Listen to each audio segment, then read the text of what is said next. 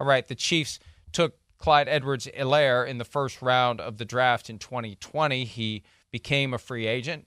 He agreed to terms on a one-year deal. J.K. Dobbins was in for a visit yesterday, and, the first thought is, well, he must not like J.K. Dobbins. The second thought is maybe bringing in J.K. Dobbins got Clyde Edwards-Helaire to take the offer that was on the table before it was gone, and they signed J.K. Dobbins. I think there's, I would expect that. That would be the dots I connect. Right, man, we're not making the progress we thought with Clyde Edwards-Helaire. Man, we got to look for another option here. Let's bring him into town, right? J.K. Dobbins is obviously got big-time talent. We know that, but he's a huge risk right now to sign. It's 2 major leg injuries, right? 2 years in a row. We're talking, Achilles and ACL back-to-back. So, Clyde Edwards-Helaire has been there. First-round pick. It hasn't been great. We know that, but knows the offense, gives them depth, and contributes a few snaps every game. And I would expect that's what the contract kind of says. I don't think it's going to be anything special. It's probably close to the minimum, honestly, or maybe just a little bit more with incentives. That's what I would expect. We both had the Chiefs taking him at number 32 the year after they won the Super Bowl, and I remember talking to Brett Veach afterward. He was on PFTPM, and it was kind of like, these guys are onto something here. They know, what do they know? And they took him at number 32, and at first he was great, and there was a lot of promise and a lot of hype, and it just didn't pan out. I mean, it's ultimate sink or swim at the NFL. You either go out there and make an impact each and every week and it strings together and you become regarded as a key player, or it just doesn't. Yeah. And for whatever reason, with Edwards-Helaire, it just didn't work out over the long haul of his 4 years with the Chiefs. But it worked out enough that they're willing to bring him back for a 5th. Yeah, that's it. Bring him back, right? He contributes. They like him. He's a Chiefs guy. I think they like the person and everything he brings as far as adding to their culture.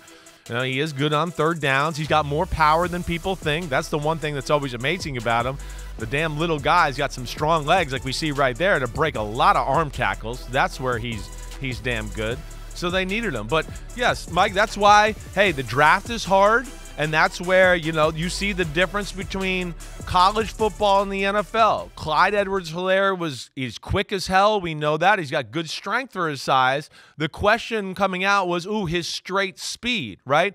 He's got a little bit of what I always call like the Peter Warrick syndrome. Remember Peter Warrick at Florida State back in the day? Yes. Awesome player, breaking ankles, do all that. But there wasn't enough speed, so he'd break somebody's ankles, break somebody else's ankles, and then that first guy that he broke the ankles of already came back and tackled him as he started to break away. And I think there's a little bit of that with Clyde Edwards-Helaire, with the NFL game being a little faster, guys not being out of his position the same way. Right, and I believe he ran like a 4.6 flat or a 4.59, something like that. It wasn't like an eye-popping time.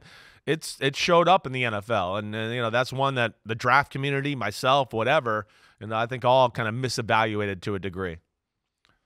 Well, and that's the challenge, the projection as to what the guy is going to be at the highest level of the sport, because he's never faced that concentration of highly talented players who can make the quick recovery and catch up to him after he thinks he's broken free, before he can turn on the jets, or when he does turn on the jets and they sputter.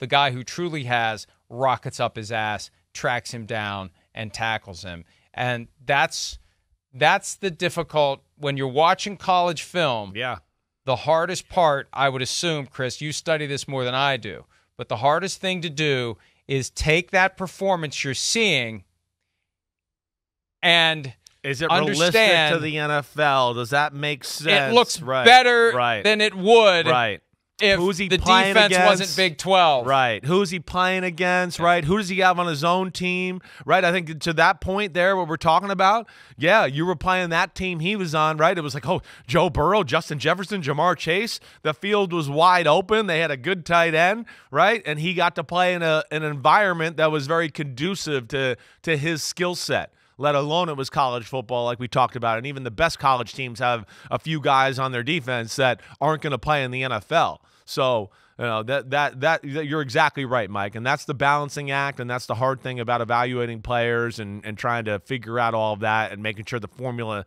makes sense. to where it works in the NFL. And that's why, some guys are so valuable at the top of the draft because they're like, whoa, this is can't miss. We know it. We see it. It's 3 rockets up his ass. It's strong as hell. There's no doubt about it. This guy's going to the NFL and he's running by him. We know that. This guy's going to the NFL and he's pancaking them every time. And, that's what it's an easier evaluation, certainly. But, yeah, this is one that, I think we were all wrong about. And we are only 22 days away from the draft 2024. Still a lot of uncertainty as to how it's all going to play out, which makes it fun. Hi, it's Mike Florio. Thanks for watching PFT on YouTube. Hit subscribe for the latest news and analysis from Pro Football Talk.